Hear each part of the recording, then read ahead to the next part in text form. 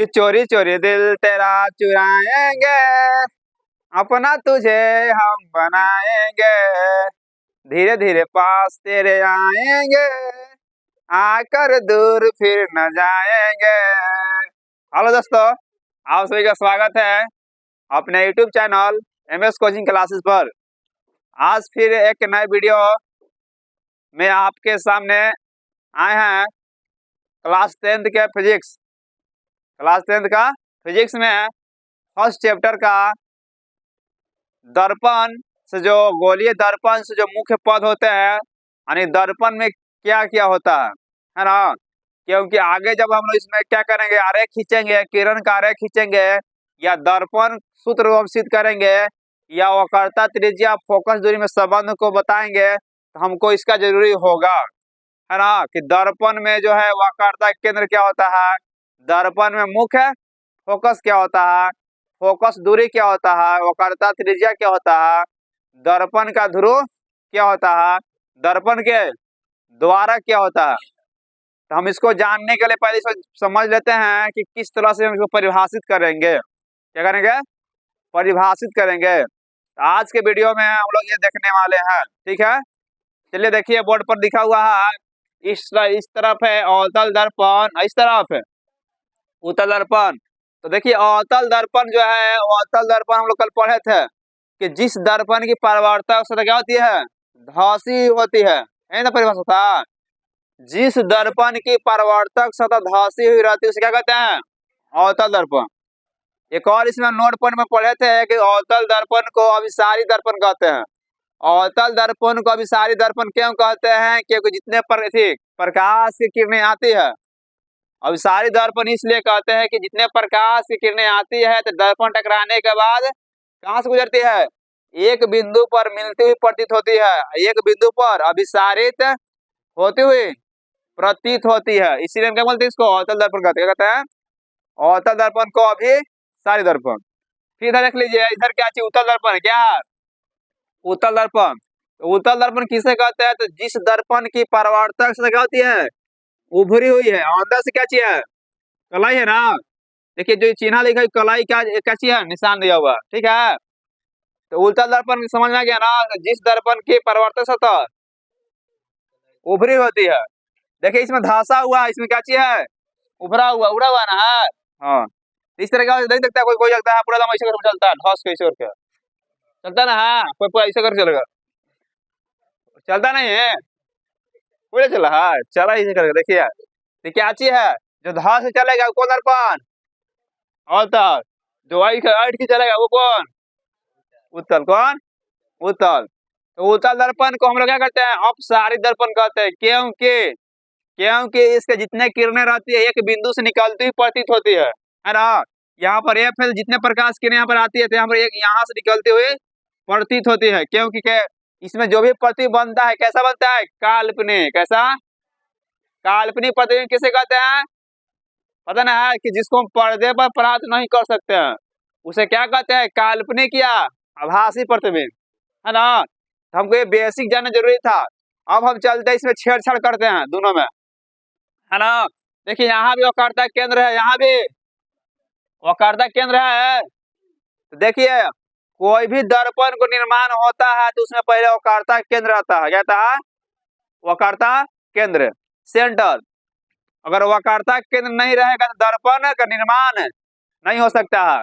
क्योंकि वक्रता केंद्र क्या कहता है, दर्पण की जो दूरियां रहती है उसमें बताता है। तो वक्रता केंद्र किसे कहते हैं, वक्रता केंद्र किसे कहते हैं बताइए, वक्रता केंद्र किसे कहेंगे, बता सकते हैं?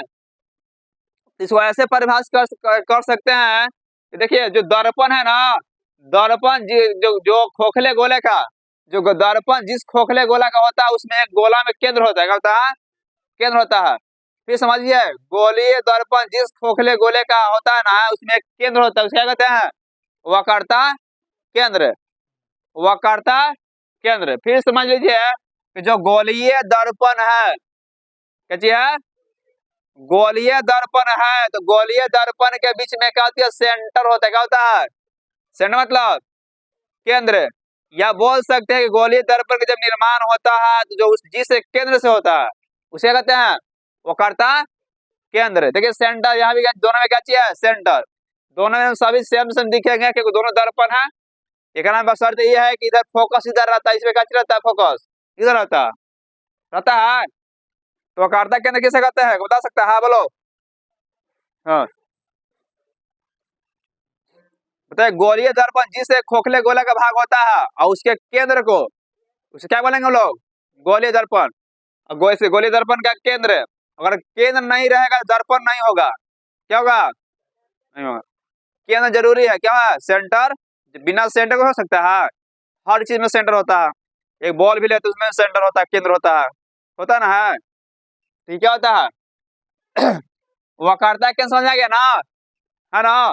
अब देखिए इसमें क्या चीज है, एक प्रधान अक्ष है, क्या चीज है, ये भी प्रधान अक्ष है। प्रधान अक्ष को बोलते हैं क्या चीज, मुख्य अक्ष भी कहा जाता है, मुख्य अक्ष, प्रधान अक्ष। या बोल सकते हैं अंग्रेजी में मेन एक्सिस बोलेंगे, मेन एक्सिस। तो पूछेगा आपसे कोई कि दर्पण का प्रधान अक्ष किसे कहते हैं, दर्पण के प्रधान अक्ष से आप क्या समझते हैं, तो क्या बोलिएगा, बोलिए। देखिए हम लिखा हुआ है, ये क्या चीज है, पी है, पी मतलब ध्रुव। तो दर्पण के ध्रुव और वक्रता केंद्र के मिलाने वाली रेखा को प्रधान अक्ष कहते हैं। हाँ देखिए जितने परिभाषा निकल रहा है आपको, फिगर से परिभाषा निकल रहा है ना, क्योंकि इसको आप ये फिगर समझ गए तो आपको जो है फिजिक्स एकदम बरियार हो गया, कोई दिक्कतें नहीं होगा। समझ में ना, तो इसलिए क्या चाहिए, इसको जानना जरूरी है। जिस तरह से मड़वा जब में क्या होता है, जब गुरहथी होता है तो भसुर को चाहिए, क्या चाहिए, भसुर को। इसलिए क्या होता है, इसलिए जानना जरूरी है। इसके बिना क्या चाहिए, दर्पण अधूरा है। तो मड़वा भसुर बिना, धीरे धीरे हो भसुर, धीरे धीरे, है ना, ऐसे ना हुआ। तो ये प्रधान अक्ष हो गया, क्या हो गया, तो प्रधान अक्ष किसे कहते हैं, तो दर्पण के ध्रुव और वक्रता केंद्र के जो मिलाती है रेखा उसे क्या कहते हैं, प्रधान अक्ष। क्या कहते हैं, प्रधान अक्ष, मेन एक्सिस। क्या हो गया, मेन एक्सिस। अब देखिए जो यहाँ पर वक्रता केंद्र है, यहाँ पे तीर मार के लिखा हुआ है, क्या लिखा हुआ है, तीर मार के, जिसको बोलते हैं वक्रता त्रिज्या। प्रधान अक्ष वक्रता त्रिज्या की परिभाषा में थोड़ा सा अंदर समझिएगा, क्या चीज अंदर है। कि इसमें से कह रहा था कि दर्पण के ध्रुव और वक्रता केंद्र के मिलाने वाली रेखा को, नहीं रेखवा को बोलेंगे क्या चीज, प्रधान अक्ष। क्या कहेंगे, प्रधान अक्ष। और वक्रता त्रिज्या की परिभाषा लोग कैसे दे सकते हैं, कैसे देंगे कि दर्पण के ध्रुव और वक्रता केंद्र के बीच के दूरी को वक्रता त्रिज्या कहते हैं। अंदर कुछ दिखा आपको थोड़ा सा, नहीं, वक्रता इसे प्रधान अक्ष में परिभाषा यह था कि दर्पण के ध्रुव और वक्रता केंद्र को जो मिला ये रेखवा ना, ये रेखवा क्या कहेंगे, प्रधान अक्ष। ये रेखवा क्या कहेंगे, मंटुआ बाबू कहेंगे, समझ आए ना मंटू, हाँ समझना। आई देखो यहाँ से प्रधान अक्ष, ये जो रेखा इसको बोलेंगे प्रधान अक्ष कहेंगे। और जो कच्ची रहेगा, जो कच्ची है रेखवा है, जो रेखवा कहाँ से, उसके नैहर से ससुरारी के बीच में जो दूरी है क्या कहेंगे, हाँ वक्रता त्रिज्या। फिर समझ लेना क्या चाहिए, एक रेखा खींचा हुआ, क्या खींचा हुआ, रेखा। आज समझ में, तो रेखवा का हम बोलेंगे प्रधान अक्ष, क्या कहेंगे, प्रधान अक्ष। वो जो इसमें बीच में दूरी रहेगा उसका कहेंगे वक्रता त्रिज्या। जब शादी ब्याह होता है तो गेठरी जोड़ता है तो गेठरिया कहेंगे क्या चीज, प्रधान अक्ष। क्या कहेंगे, आज जो दोनों के बीच में दूरिया रहे उसे क्या कहेंगे, वक्रता त्रिज्या, है ना। सुने ना, धीरे धीरे हो मामी, हाली हाली, आजा गेठरी जोड़िया मामी, हाली हाली, है ना। तो क्या हो जाएगा, वक्रता त्रिज्या। इसको समझ दम आसान भाषा से। आपको टाइम मिले तो वीडियो को भी देख लीजिएगा, कहीं भूल भी नहीं करिएगा, ठीक ना। प्रधान अक्ष किसे कहते हैं, फिर इसको समझ लीजिए। लइकन को समझ में नहीं आता, लइकन को दम ऐसे पढ़ लेता जैसे तैसे। मंडुआ कह रहा था कैसे हो गया, ये सब एक हो गया था, है ना। तो आपको दर्पण में मेन यही चीज है, अभी इसको समझ लेते हैं। अगर जाते हैं 12वां क्लास में, 12th क्लास में, तो आपको जो ये चैप्टर है ऑप्टिक्स बहुत ही क्या लगेगा, वेरी वेरी इजी, क्या लगेगा, वेरी वेरी इजी। समझ में आ गया कि नहीं, है ना। फिर से समझ लीजिए इसको, प्रधान अक्ष किसे कहते हैं, तो प्रधान अक्ष दर्पण के ध्रुव और वक्रता केंद्र के बीच के जो रेखवा है, रेखवा को प्रधान अक्ष कहेंगे, और दर्पण के ध्रुव और वक्रता केंद्र जो बीच की दूरी क्या कहेंगे, वक्रता त्रिज्या, क्या कहेंगे, त्रिज्या। वक्रता केंद्र किसे कहते हैं, तो गोलीय दर्पण जो खोखले गोले का बना होता है, जो उसका सेंटर होता है उसे क्या कहते हैं, वक्रता केंद्र। क्या कहेंगे, बिना वक्रता केंद्र के कोई दर्पण नहीं हो सकता है, हो सकता है नहीं। तो यहाँ तक किसी दिक्कत, हम लोग वक्रता त्रिज्या देख लिए, वक्रता केंद्र पढ़ लिए, और क्या चीज, प्रधान अक्ष। इसमें प्रधान अक्ष देखिए एक्स और वाई से क्या किया, सूचित किया हुआ है, किससे, एक्स वाई से। एक्स वाई ये क्या चीज, प्रधान अक्ष है, यानी कि फिगर हम एक्स वाई लिखे हैं, आप कुछ भी दे सकते हैं, आई एन कुछ भी लिख सकते हैं, ठीक है, कोई दिक्कत नहीं। तो क्या चीज हो गया, तीनों समझ लिए। आप देखिए आगे हम लोग पढ़ते हैं मुख्य फोकस, क्या देखिए है, मुख्य फोकस। यहाँ पे देखिए क्या चीज है, मुख्य फोकस, मेन फोकस, पता ना है, नहीं बोलता है कि बेटे जब रिकॉर्डिंग करता है camera camera rolling action action, यानी कि मेन फोकस करते क्या करते हैं, फोकस प्रकाश। तो मुख्य फोकस किसे कहते हैं, इसको समझिएगा कि जब कोई प्रकाश के किरण, जब कोई प्रकाश की किरण दर्पण पर टकराती है, तो दर्पण टकराने के बाद, फिर समझिए, जब कोई प्रकाश किरण दर्पण टकराती है ना, दर्पण पर टकराती है, तो टकराने के बाद प्रधान अक्ष के जिस बिंदु पर गुजरेगी उसे क्या कहेंगे, मुख्य फोकस कहेंगे। क्या कहेंगे, मुख्य फोकस। फिर समझिए इसको बढ़िया से कि कोई प्रकाश की किरण है, किरणी आई, दर्पण में टकराई, और दर्पण में टकरा कर कहाँ चल गई, मुख्य फोकस से गुजरेगी, यानी कि जिस बिंदु से गुजरेगी ना उसे मुख्य फोकस कहते हैं। जब भी जो प्रकाश आएगा दर्पण पर टकरा कर कहाँ जाएगा, मुख्य फोकस से गुजरेगा, गुजरेगा ना। ऐसा कहूँ रहे प्रकाश की रहा जगह जरूर आएगा, क्योंकि लड़की लोग जाती है घर से कह कर मम्मी जी पढ़े कहाँ, जाकर निधि होटल में क्या करती से खाद सिंगार है ना, गुपचुप। अब बाकी मेन फोकस क्या चीज उसका, पढ़ाई पर, कहाँ पढ़ाई, कोई पूछेगा तो क्या मैं यहाँ था पढ़े के रही हो, कहाँ पढ़े, पढ़े ना, हाँ पढ़े पढ़े। तो क्या चीज हो गया, मुख्य फोकस। तो फिर समझिए जब कोई प्रकाश किरण दर्पण से टकराने के बाद, टकराने के बाद है ना, दर्पण टकराने के बाद जिस बिंदु पर मिलती है, मिलती हुई प्रतीत होती है, किसके बिंदु पर, प्रधान अक्ष, क्या जी है, तो प्रधान अक्ष ना, तो जिस बिंदु पर उसे क्या कहेंगे, मुख्य फोकस। मुख्य फोकस को बड़का एफ से सूचित करते हैं, क्या करते हैं, बड़का एफ से, किससे, हाँ यहाँ भी मुख्य फोकस है ना, अगर मान लीजिए समझ लेते भी समझ जाएंगे आराम से, कोई दिक्कत है, दोनों में सब एक ही है, खाली परिभाषित समझना कौन कहाँ चीज है, हम किसको क्या नोट करते हैं। देखिए यहाँ पर आर से लिखा हुआ ना, अब बड़का एफ क्या चीज है, मुख्य है फोकस, क्या चीज है, मुख्य फोकस। अब देखिए इसमें क्या है, मुख्य फोकस जान लिया, अब क्या जान लिया, फोकस दूरी। अब हमको समझना फोकस दूरी किसे कहेंगे, ये तो मुख्य फोकस था, ये फोकस दूरी। तो कैसे हम फिगर से परिभाषा निकालेंगे कि जो दर्पण के ध्रुव, दर्पण के ध्रुव और मुख्य फोकस के बीच में दूरी को क्या कहेंगे, फोकस दूरी। आपको परिभाषित ऐसे करना है कि दर्पण के ध्रुव और दर्पण के मुख्य फोकस के बीच के दूरी को क्या कहेंगे, फोकस दूरी, क्या कहेंगे, फोकस दूरी कहेंगे। फोकस दूरी को छोटका एफ से सूचित करते हैं, कौन सा, छोटका एफ से। समझ में आ गया ना, कोई दिक्कत, अभी लिखिए नहीं, हम लिखवा देंगे बाद में, समझ लीजिए, अभी पहले समझना है।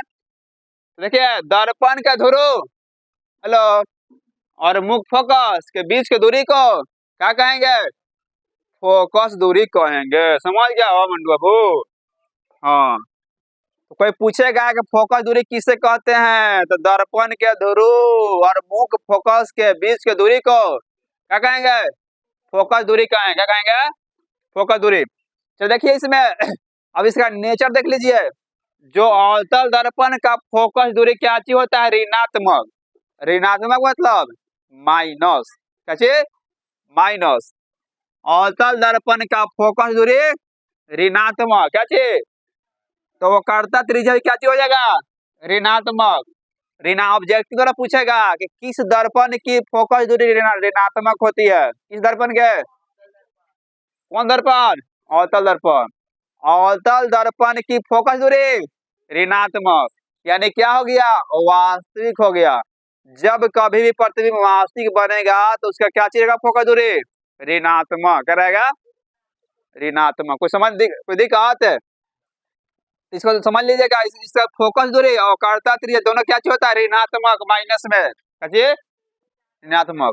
अब एक नाम देखिए उत्तल दर्पण में, उत्तल दर्पण में फोकस दूरी है ना, आने के क्या चीज है? मुख्य ध्रुव ना यहाँ पर ध्रुव, और ये क्या चीज है? मुख्य फोकस। ध्रुव और मुख्य फोकस के बीच की दूरी क्या चीज? फोकस दूरी कहते हैं। तो फोकस दूरी कहते हैं तो कोई पूछ देगा कि बताइए भैया उत्तल दर्पण में फोकस दूरी क्या जो क्या चीज प्रकृति है? तो फोकस क्या चीज में होता है? धनात्मक। क्या चीज? क्योंकि उत्तल दर्पण का प्रतिबिंब कैसा बनता है? काल्पनिक आभासी। क्या चीज? हाँ, इसका फोकस दूरी समझ में आ गया ना? फोकस दूरी इसका क्या चीज होता है? धनात्मक। क्या चीज? एक और, जब इसका फोकस दूरी धनात्मक तो कर्ता त्रिज्या धनात्मक, इसका दोनों धनात्मक, इसका दोनों ऋणात्मक। इसका प्रतिबिंब वास्तविक है ना, इसका काल्पनिक। इसके दो केस में जो है प्रतिबिंब बनता है क्या चीज? काल्पनिक बनता है, आभासी बनता है। जब इसको हम आरेख खींच के बताएंगे प्रतिबिंब का तब उसमें बता देंगे कैसे बनेगा, है ना। चलिए इसमें 2 पॉइंट और बच गया। क्या क्या बच गया? एक बच गया ध्रुव। कोई पूछ देगा कि दर्पण का ध्रुव किसे कहते हैं, है ना। तो दर्पण का ध्रुव किसे कहेंगे? कि दर्पण के मध्य बिंदु को क्या कहेंगे? ध्रुव। ध्रुव को अंग्रेजी बोलते हैं पोल। क्या कहते हैं? पोल। तो दर्पण के मध्य बिंदु को क्या कहेंगे? क्या बोलेंगे? ध्रुव। क्या बोलेंगे? ध्रुव। अब एक इसमें एक और पॉइंट आता है, ऑब्जेक्टिव में कई बार पूछा गया है कि दर्पण का द्वारक किसे कहते हैं? द्वारक। क्या बोलते हैं? द्वारक। दर्पण का द्वारक किसे कहते हैं? दम एक लाइन में इसका आंसर है दर्पण की चौड़ाई को दर्पण के द्वारक कहते। क्या कहते हैं? दर्पण के चौड़ाई को दर्पण के द्वारक कहते हैं। किसी को दिक्कत इसमें है? पूछ सकते हैं। Any problem? फिर से बता देते हैं। वक्रता केंद्र किसे कहते हैं? तो गोलीय दर्पण जिस खोखले गोले का बना होता है उसके जो गोले में केंद्र होता है उसे क्या कहते हैं? वक्रता केंद्र। प्रधान अक्ष था, प्रधान अक्ष किसे कहते हैं? तो दर्पण के ध्रुव और वक्रता केंद्र के मिलाने वाली रेखा को क्या कहेंगे? प्रधान अक्ष। क्या कहेंगे? हाँ। और वक्रता त्रिज्या किसे कहेंगे? किसे कहेंगे? तो दर्पण के ध्रुव और वक्रता केंद्र के बीच की दूरी को वक्रता त्रिज्या। मुख्य फोकस किसे कहते हैं? जब प्रकाश की जब कोई प्रकाश किरण दर्पण टकराती है, टकराने के बाद प्रधान अक्ष के जिस बिंदु में से कहेंगे मुख्य फोकस। फोकस दूरी किसे कहेंगे? तो दर्पण का ध्रुव और मुख्य फोकस के बीच की दूरी को फोकस दूरी कहेंगे। हो गया ना। ध्रुव किसे कहते हैं? तो दर्पण के मध्य बिंदु को ध्रुव कहते हैं। द्वारक किसे कहते हैं? तो दर्पण की चौड़ाई को द्वारक कहते हैं। सब समझ में आ गया ना। अवतल दर्पण में फोकस दूरी और वक्रता त्रिज्या दोनों ऋणात्मक होती है और अवतल दर्पण में फोकस दूरी और वक्रता त्रिज्या दोनों धनात्मक होती है। बहुत ही इंपॉर्टेंट है इसमें। और किसी दिक्कत? ठीक है, आज के लिए इतना ही। जय हिंद, जय भारत।